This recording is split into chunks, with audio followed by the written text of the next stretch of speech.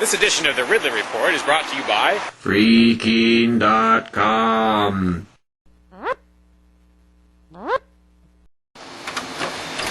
Decades overdue, it's finally starting.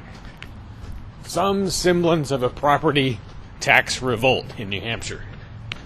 By declaring his controversial home a parsonage or church or something like that, keen radio host Ian Freeman has probably triggered the 3-year countdown to having the home taken. Now, when I say home, there are really different words that I could use for this spot. I could call it the Keene Activity Center, which is sort of part of the, duplex that makes up Ian's property. That place is even more controversial than Ian's house.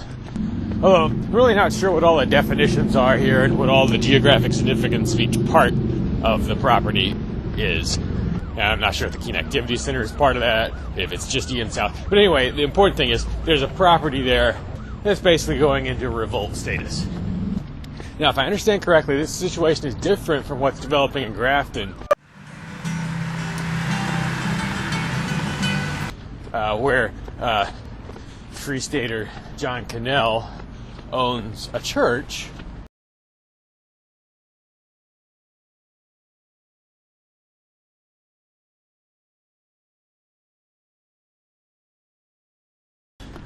which is in fact a church building and is open to the public for worship services and so forth to a large extent.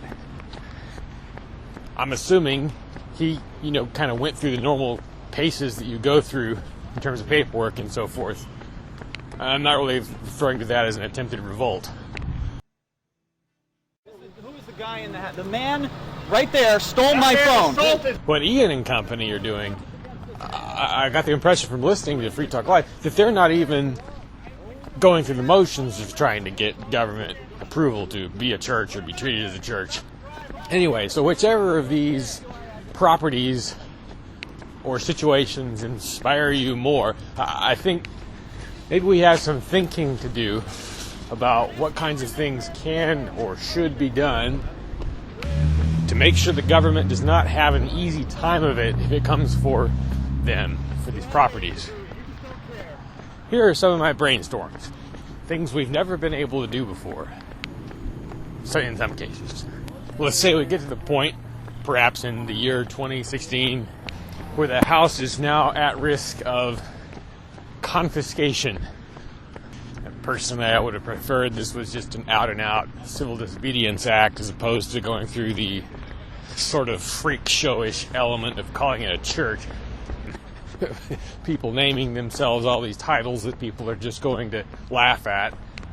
But the number one step that I think should be taken, and actually the step I take when I'm around the Keene Activity Center, is to try and become an asset to the neighborhood for a change.